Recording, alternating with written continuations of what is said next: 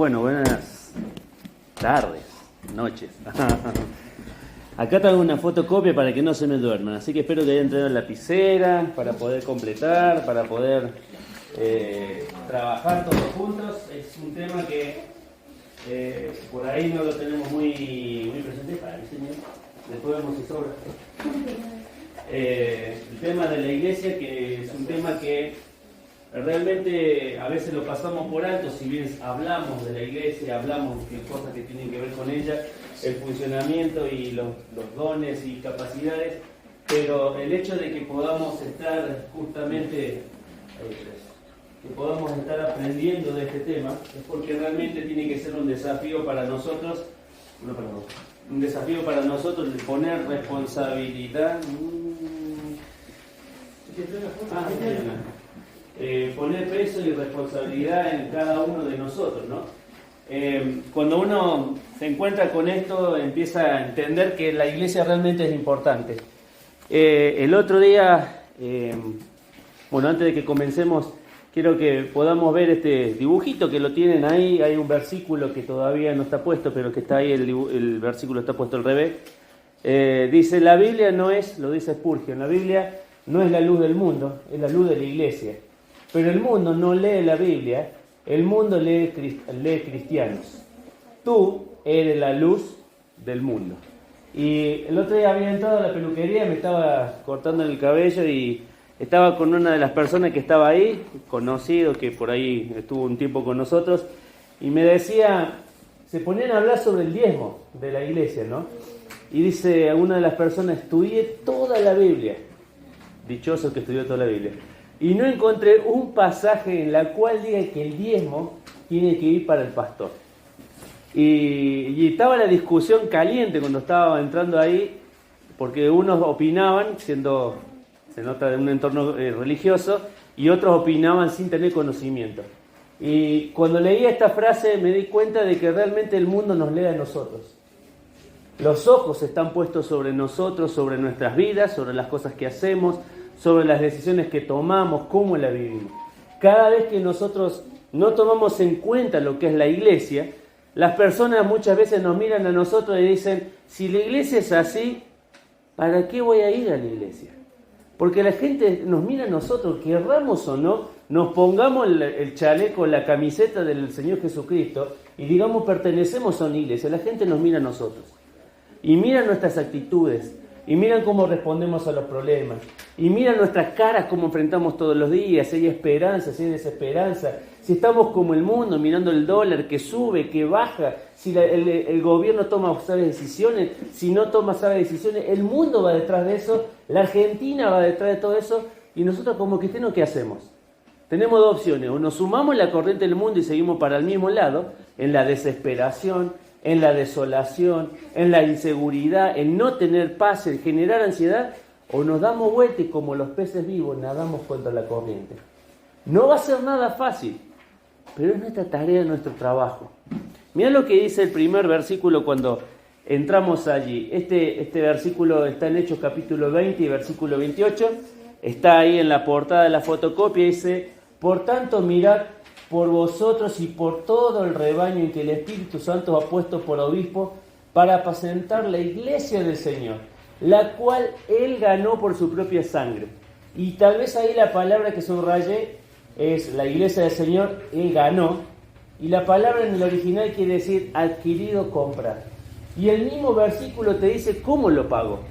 Pedro decía también, sabiendo que fuiste rescatada de vuestra vana manera de vivir, la cual recibiste de vuestros padres, no con cosas como oro o plata, cosas corruptibles, sino con la sangre preciosa de Cristo. Efesios, que no está ahí, y te invito a que tú lo puedas buscar en tu Biblia, Efesios capítulo 5, a ver si me acuerdo bien, capítulo 5, versículo 25. Un pasaje que habla sobre la relación que hay entre el hombre y la mujer, pero que hace una comparación entre Cristo y la iglesia. Y dice Efesios 5:25, marido, amad a vuestras mujeres, así como Cristo amó la iglesia y se entregó a sí mismo por ella. Mira qué importante para el Señor la iglesia. Es su esposa. es la persona que está a su alrededor, al costado suyo, y la iglesia está puesta para realmente estar al lado de su Señor. Ahora, ¿cuál es el desafío de nosotros? Entender que el Señor para la iglesia es importante. La iglesia tiene que ser justamente el lugar donde venimos a desarrollarnos. La iglesia tiene que ser el lugar donde venimos a desarrollar nuestras capacidades, nuestros dones, el aprender a amar a las personas que nos rodean, el aprender a servir a la iglesia, el sentirse útil. Toda familia, en todo lugar necesitamos dos cosas. Primero, ser amado incondicionalmente. Cuando nosotros retamos a nuestros hijos, y cada papá y mamá que está acá, se va a dar cuenta que en el proceso que los retamos para corregirlo, siempre hay un distanciamiento. Siempre se retraen. Pero el hecho de que exista un amor incondicional quiere decir que vamos detrás de ellos porque los amamos y los abrazamos una vez más, y deben entender que a pesar de que uno los corrige, los ama. ¿Saben qué? La iglesia está en lugar para corregirnos, para aprender a corregirnos unos con otros.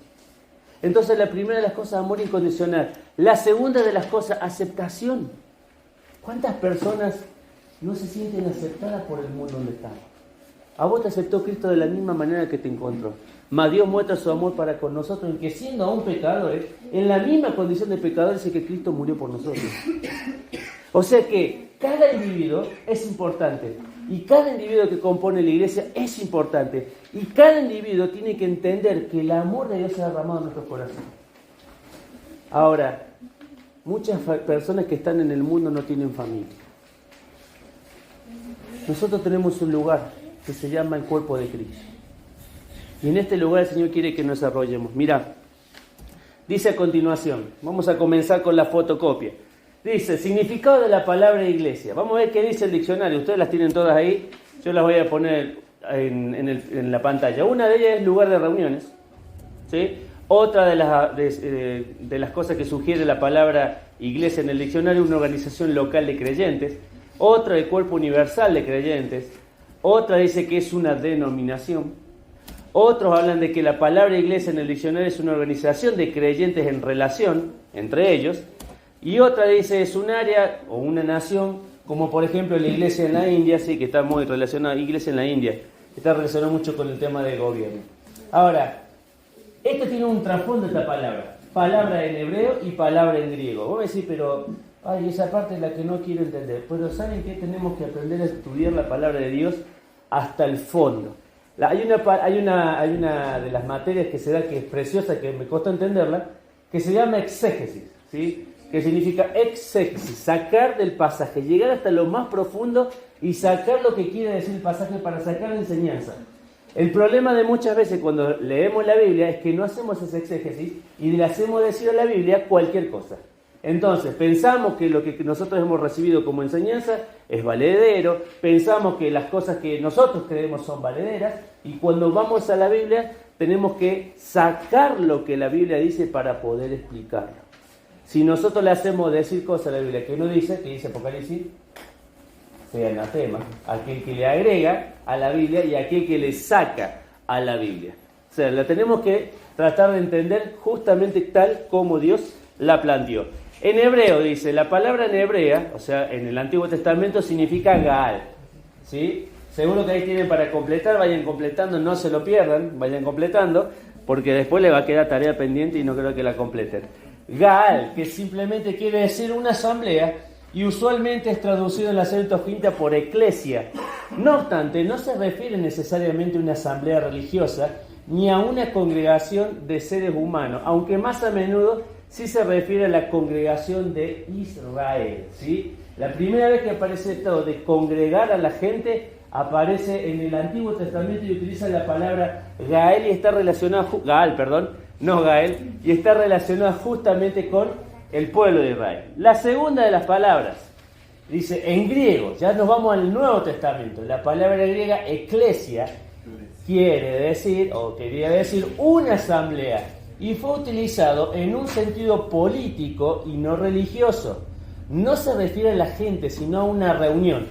En otras palabras, cuando la gente no estaba congregada formalmente, no se refería como una iglesia. La palabra es usada en esta misma manera secular griega 2 veces en el Antiguo Testamento. Acompáñame, Hechos capítulo 19, la primera de las 2 veces que aparece. Hechos 19. El Nuevo Testamento, Hechos 19, 2 veces aparece ahí la palabra en el mismo lugar. Hechos 19, versículos 32 y 41. Dice ahí: unos pues gritaban una cosa y otros otra, porque la concurrencia estaba confusa y los más no sabían por qué se habían reunido. La palabra reunir ahí es eclesia. Y estaba un grupo de personas reunidos, pero no tenía nada que ver con lo que es la congregación de la iglesia. Era un grupo de personas que se habían reunido. Si ustedes leen el título que tienen en el principio del capítulo, o un poquito versículo antes, es el alboroto en Éfeso, donde estaba toda la gente ahí con Pablo y tratando de sacarle, como se dice, presión de qué es lo que era de esto que estaban hablando, nuevo reino, y ellos se ponen ahí, los reúnen. Entonces la primera vez, versículo 41, en el mismo lugar, dice: y habiendo dicho esto, despidió a la asamblea. ¿Sí? Entonces, vuelvo a decir, en el Antiguo Testamento, ¿cómo se llamaba la palabra congregación? Gaal. ¿Sí? Y en el Nuevo Testamento, en la palabra griego, la viste, Jorgito, Eclesia, miró así, dijo, eclesia, dijo, bien. ¿Y en latín? ¿Cómo era en latín? Glekis. Glekis. De ahí viene grey, de ahí algo que está diciendo. Muy bien. Grey o rebaño viene congregar, digregar, agregar, segregar. Muy bien, gracias Cristian por la acotación. En latín, para aquellos que quieran aprender, Cristian da clases de latín, no sabían ustedes, después de las 8 de la noche todos los días en su casa. Bien, dice, punto B, lo que no es la iglesia. Y esto es para que nos pongamos nosotros bien en claro qué no es la iglesia. ¿Vamos bien, don Enrique? Bien, vamos a ver. Entonces dice, lo que la iglesia no es una continuación de la antigua dispensación, o sea, de lo que se venía haciendo con el pueblo de Israel. Mientras exista una conexión entre los salvos de todas las edades, ahí están los pasajes, la iglesia no es una continuación de la antigua dispensación y es visto por varios argumentos. ¿Cuáles son los argumentos? Ustedes los tienen ahí. Primero, Pablo distinguió entre judíos, gentiles y la iglesia. En el Nuevo Testamento Pablo habla de 3 grupos de personas. Los judíos, la cual era el pueblo de Dios. Los gentiles, las cuales estamos nosotros. Pero después nace la iglesia ahí en Pentecostés y aparece justamente esto que está diciendo Pablo acá. Más adelante, la segunda de las características o de los argumentos que Pablo hablaba de la iglesia como un nuevo hombre, Efesios 2:15, compuesto de creyentes judíos y creyentes gentiles. A los chicos les vamos a pedir que bajen la voz. Tercera, finalmente, Dios tiene un futuro para Israel, Romanos capítulo 11, que es muy distinto al futuro que va a tener la iglesia. Así que eso también es para entenderlo. La iglesia de Israel tiene 2 propósitos distintos. Si bien la Biblia los menciona los dos no son la misma cosa. Siempre hay un plan para la iglesia y un plan para el pueblo de Dios. ¿Qué no es la iglesia? El segundo argumento. La iglesia no es la continuación de la sinagoga. ¿Sí? Si bien Pablo iba y predicaba en la sinagoga, no es justamente una sinagoga. Aunque hay varias, dice, marcas similares entre la iglesia y la sinagoga, también debemos notar las diferencias. Cuando Jesús dijo, yo edificaré mi iglesia, Él no estaba refiriéndose a la sinagoga, porque la sinagoga ya estaba en existencia. Cuando los apóstoles predicaban en la sinagoga, el mensaje fue evangelístico, con un llamado al arrepentimiento y la fe. Cuando la iglesia comenzó, los creyentes se reunían en el área del templo y no se reunían en las sinagogas. ¿Estamos? En el área del templo se empezaron a juntar. Y tercera de los fundamentos, que por qué la iglesia no es una denominación. Y acá creo que es la que siempre entramos en duda. Porque cuando venimos a la iglesia empezamos, yo era de pentecostal, no, yo venía de... y empezamos a poner denominaciones. Hemos visto que algunas son sectas, otras no son sectas, pero la iglesia es una. La iglesia es una. Por eso dice, frecuentemente hablamos de varias denominaciones como iglesia, pero el término iglesia no ocurre en el Nuevo Testamento. Algunas de las denominaciones claman ser la única iglesia verdadera. Lo vimos esto cuando vimos sectas, ¿se acuerdan? La católica dice, no, el Papa es el que nos salva. Si vamos a los testigos de Jehová o si vamos a cualquier otro, cada uno tiene su referente que lo salva. Algunas de las denominaciones claman ser la única iglesia verdadera, pero debemos recordar que la palabra advierte contra tales divisiones. Puede haber muchas denominaciones, pero solo una iglesia verdadera universal, compuesta de todos los redimidos de esta edad. Ya vamos a hablar de lo que es la iglesia universal, ¿sí? No estamos haciendo alusión a la iglesia con la palomita que conocemos, que sale por la tele, que vas a un lugar, en Bariloche la vas a encontrar. Creo que en San Martín hay una también de la iglesia universal. Acá había una, pero no hizo pie y se terminó disolviendo. Creo que se juntan en casas. No se están juntando en un edificio, se juntan en casas. ¿Sí? No estamos haciendo referencia a esa iglesia. Bien, seguimos. A continuación dice uso de la palabra del Nuevo Testamento. Si la palabra de iglesia tiene que ver con un grupo congregado, entonces usos distintos de este concepto en el Nuevo Testamento deberían decirnos lo que es el carácter o la naturaleza del grupo congregado y lo que son el enfoque y las razones. Miren, en todo grupo debemos entender dos cosas. Primero, el carácter por el cual ese grupo se congrega. Nosotros nos congregamos ¿para qué? Para ser más fuertes juntos. César dijo algo cuando estaba acá adelante, porque yo los necesito. Y si no estoy junto con ustedes, me apago. Eso nos pasa a todos. No es que es exclusivamente de César, que César, si no se junta con nosotros, perdón César, te estamos cachando en el nivel. Se va a enfriar. A todos nos pasa. Cada vez que nosotros no participamos, nos quedamos a un costado, no nos encendemos por lo que están haciendo otros, no nos encendemos por el Señor, nos terminamos apagando. Entonces, primero de las cosas nos juntamos con un carácter, con el carácter de Dios, pero después dice con un enfoque y las razones. El hecho de que estemos acá no solo nos tiene que ayudar a vivir, sino nos tiene que preparar para servir. No es solo el hecho de sentarse en cada reunión y poner conocimiento en nuestras mentes y salir afuera y decir, hoy aprendí algo más, pero eso que aprendí es para que saliendo a la puerta yo lo pueda vivir. ¿Sí? Yo lo pueda vivir. Vuelvo a decir, cuando se congregaron, recuerden la palabra iglesia que recién vimos con el libro de Hechos, que dice que había muchos que se habían congregado y la mayoría no sabía para qué estaba ahí. ¿Sí? A veces estamos así. A veces nos congregamos y no sabemos para qué estamos ahí. Y el hecho de que la iglesia tiene un carácter divino, porque el Señor nos convoca, tiene un enfoque y una razón. ¿Prepararnos para qué? Para servir. Así que cada vez que nosotros, miren, esto es algo importante, cuando faltamos al laburo o entramos tarde, perdemos algo que se llama el presentismo, ¿no? Ahí me dice Enrique, sí, perdemos algo que se llama el presentismo. Ahora, cuando faltamos a la iglesia, ¿no perdemos algo también? ¿No perdemos el hecho del hilo del estudio? ¿No perdemos el hecho del enfoque que está teniendo la iglesia? ¿No perdemos la orientación que estamos teniendo todos juntos? El escucharnos, el saber lo que nos pasa. Entonces a veces pensamos que en el mundo perdemos cosas, pero en la iglesia sí también perdemos cosas. Por algo el Señor le decía al pueblo de Israel, pregunta por las sendas antiguas, ¿cuál sea el buen camino? Quiere decir que en algún momento se perdieron en el camino. Y encima Pablo lo termina diciendo en Hebreos, que si no prestamos atención a nuestra salvación, podemos estar divagando en el mar, sin un ancla firme. Entonces, tenemos que saber que el Señor justamente nos está preparando para algo. Vamos a ver ahí unas cositas más. ¿Qué dice ahí a continuación? Versículos para poder completar. ¿Vamos bien? Pero estamos re bien. Primer versículo, Hechos 19, que ya lo leímos, 39-41. Aquí el grupo fue compuesto por gente pagana, cuya razón para congregarse fue para ejercitar un privilegio político.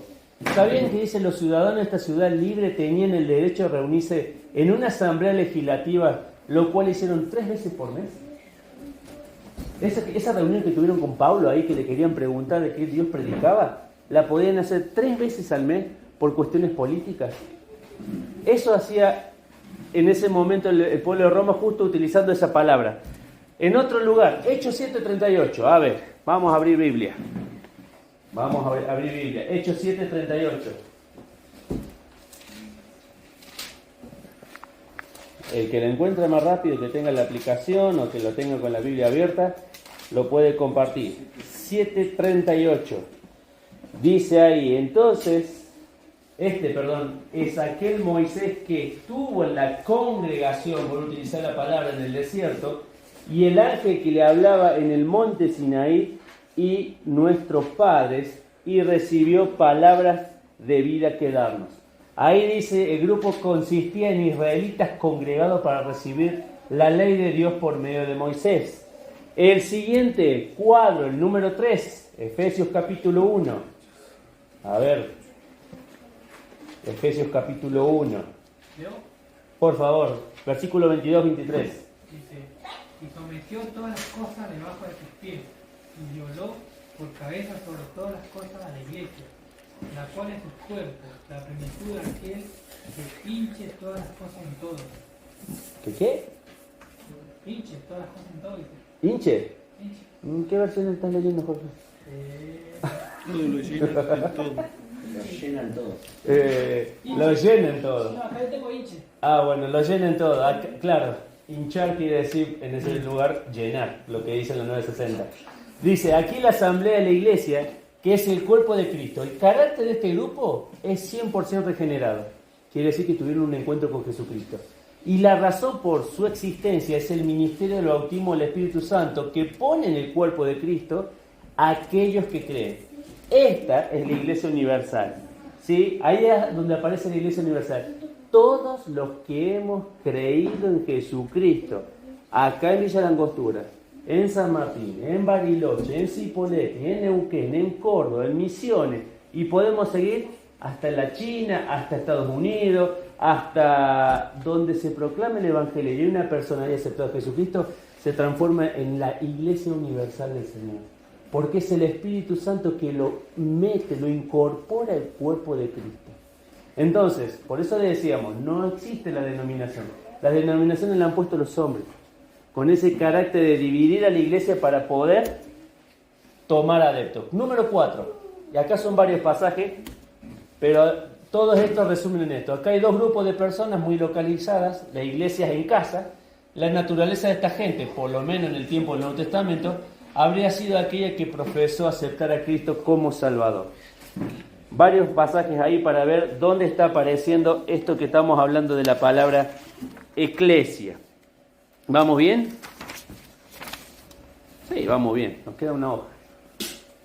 Esta sí nos va a llevar más tiempo.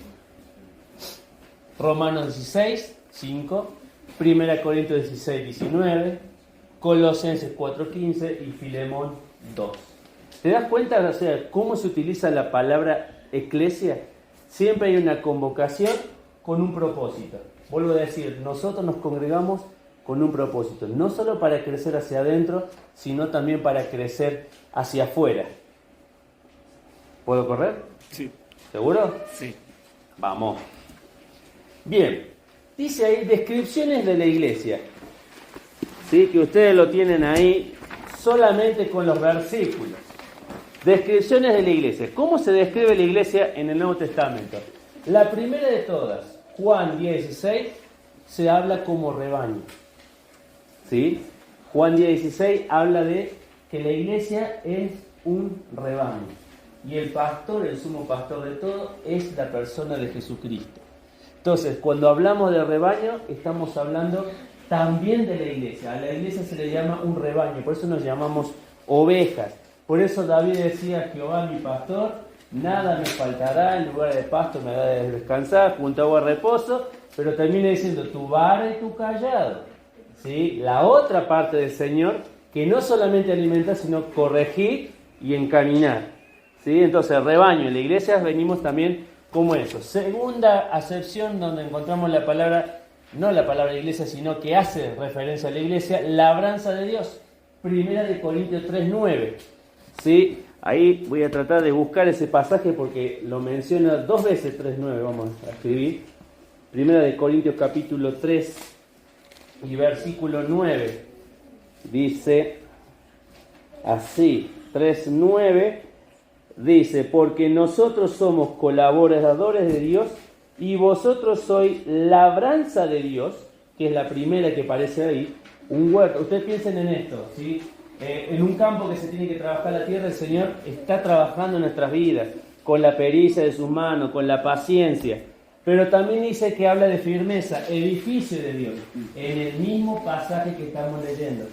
Entonces, el rebaño, segundo lugar, labranza. Tercer lugar, edificio. Cuarto lugar, 1 Corintios 3:16, templo de Dios. Dice, versículo 3:16, 1 Corintios, ¿no sabéis que soy templo de Dios y que el Espíritu de Dios mora en vosotros? Ahí es otra referencia del pueblo de Dios. Edificio de Dios, templo de Dios. ¿Qué significa templo de Dios? Un lugar de morada. Un lugar donde vive el Señor. Y en eso nosotros lo vemos a diario. El Señor tiene que vivir en nosotros, no solamente cuando nos juntamos acá, sino cuando estamos en el trabajo, cuando estamos en la familia, cuando estamos solos. Ahí cuando nadie nos ve, ahí también tenemos que dejar que el Señor more en nosotros. Como decía recién Jorgito en uno de los versículos que compartió, si vivimos por el Espíritu, tenemos que andar por el Espíritu. Bien, quinta descripción, cuerpo de Cristo, Efesios 1, 22 y 23, que ya creo que lo habíamos leído, pero lo vamos a volver a leer mientras ustedes van anotando. Efesios capítulo 1, versículo 22 y 23. A ver quién llega primero. 1, 22, 23 dice: y sometió todas las cosas bajo sus pies y lo dio por cabeza sobre todas las cosas a la iglesia, la cual es su cuerpo, la plenitud de aquel que todo lo llena en todo. Cuerpo de Cristo. Otra mención, Efesios 2:15 dice, ¿qué cosa? Un nuevo hombre. ¿Sí? 2:15 de Efesios dice un nuevo hombre, aboliendo su carne, dice, las enemistades y la ley de los mandamientos expresado en ordenanzas, para crear en sí mismo de los dos un solo y nuevo hombre, haciendo la paz. ¿Y de qué se hace referencia ahí? A los judíos y a los gentiles, derribar las enemistades entre ellos y hacer un nuevo hombre, o sea, a una nueva creación que es la iglesia. Séptima, morada de Dios, Efesios 2:20, estamos ahí, 2:22, perdón.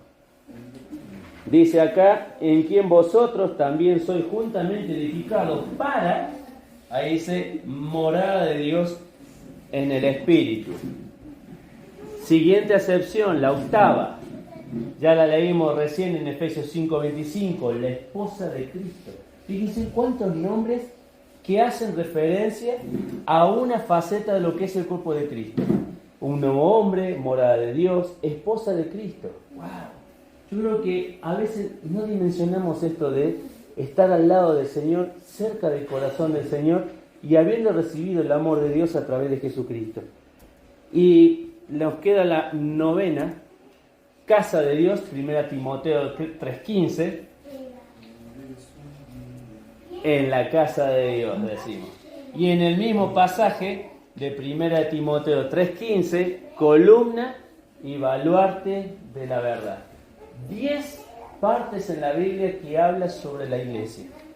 10 lugares en la cual el Señor nos está mostrando qué es la iglesia, cómo debemos entender la iglesia, cuál es el propósito de la iglesia. Columna y baluarte de la verdad. Hoy es donde vivimos en una sociedad donde todo es relativo. La sexualidad relativa, el compromiso entre el hombre y la mujer es relativo, el compromiso con el trabajo es relativo, las diferencias con los hombres y las mujeres son relativas, todo lo que nosotros, la moral es relativa.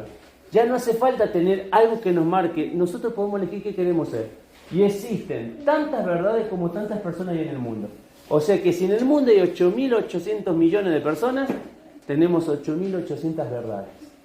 ¿Y qué cosa, no? Porque el Señor Jesús dijo, yo soy el camino, la verdad. Pero Él dijo la verdad, para que realmente nos demos cuenta de que existe una verdad. Concepto nuevo testamento de la iglesia, acá es lo que decíamos al principio. Comúnmente el concepto de la iglesia se ha enfocado sobre la iglesia universal y local. La iglesia universal son todos los creyentes en el cielo y sobre la tierra, que ¿qué? ¿Al creer en quién? En Jesús. ¿En quién? En Jesús. Ah, muy bien, en Jesús. Porque a veces dicen que han creído en Dios. Sí, muchas personas dicen que pueden creer en Dios. El problema está en creer en Jesucristo. Y si se acuerdan de las sectas, el mayor problema está en que Jesucristo no era importante. Jesucristo tenía que estar de lado. Y sacando a Jesucristo, ¿dónde está la salvación? ¿Y quién paga por nuestros pecados? Iglesia universal. Y la última, la iglesia local. La asamblea, dice, particular por la cual yo tengo mi relación primaria, y yo subrayaría la otra parte que está al lado, sostenida. La iglesia local es la que me permite crecer, es la que me permite desarrollarme. Si yo estoy en la iglesia solamente universal, la pregunta es, mi hermano vive en China, ¿cómo hago para relacionarme con él? ¿Cómo hago para demostrarle amor? ¿Cómo hago para corregirnos? Sí, yo estoy seguro, ¿sí? ¿Y para qué te WhatsApp, la videollamada? No es lo mismo. Después del 2020 todos nos dimos cuenta que es lo mismo o no es lo mismo. No es lo mismo. Suplanta por ahí las comunicaciones, la cercanía, pero no es lo mismo que estar en el uno al uno. Y termino con una frase, ¿sí? Que tal vez la tengas ahí, seguro que la tenés. Hoy venimos afilados con Spurgeon. Y la última, la frase que lo tenés ahí, dice, el que no sirve a Dios en donde se encuentra, no servirá a Dios en ninguna otra parte. Y yo me pregunto, ¿qué estás haciendo con tu vida? Mario, ¿qué estás haciendo con tu vida? ¿La estamos invirtiendo para el Señor? ¿Nos damos cuenta de lo que significa la iglesia? A veces decimos, sí, voy a la iglesia el domingo, no, voy a la iglesia el miércoles. Y a veces en esas expresiones no nos damos cuenta cómo le bajamos el valor a lo que es la iglesia.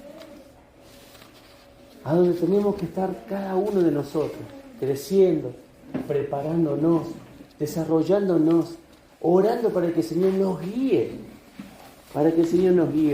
y podamos honrarlo. Entonces, que puedas, en este primer encuentro que hemos tenido, realmente valorar las cosas que el Señor nos está dando. Te invito a que te tomes el tiempo, las descripciones que hace de la iglesia, lo leas en tu casa y te pongas a meditar en cada una.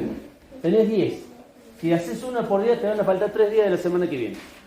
Pero tenés 10. Una por día y deja que el Señor te hable. Vamos a orar y terminar con este encuentro. Padre, te damos muchísimas gracias. Porque, Padre, lo que estuvo velado durante mucho tiempo, la iglesia, Señor, se dio a conocer a través de Cristo. Tú venías, Señor, a hacer un nuevo pacto. Ese pacto era a través de Jesucristo. Por eso, cuando comenzamos este estudio, nos dimos cuenta de que ganar para ti, Señor, era entregarse en la cruz. Y, Padre, queremos agradecerte por darnos a cada uno de nosotros un lugar donde estar.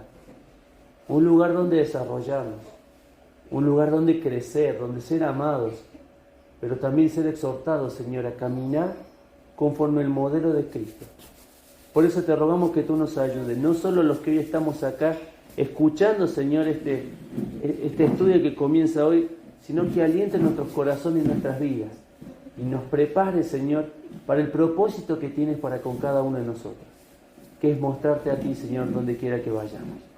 Señor, te rogamos por las actividades de este fin de semana, por las actividades de esta semana, la próxima, por las cosas que veníamos comentando, Señor, las cosas que nos aquejan, las cosas que nos producen dolor, nuestros familiares enfermos, la gente que está sufriendo, y Padre, ayúdanos a ser nosotros canales de bendición, canales, Señor, que llegan a las personas que están en necesidad. Tal vez haya necesidad hoy acá, Padre, necesidad de arreglar cuentas, necesidad, Señor, de volver a ti, tal vez necesidad de encontrarse contigo. Padre, que tu palabra nos ayude a modelar nuestras vidas y que todo lo que hagamos sea para la gloria de tu nombre. Gracias por este tiempo. Bendecinos, Padre, en el nombre de Cristo Jesús. Amén.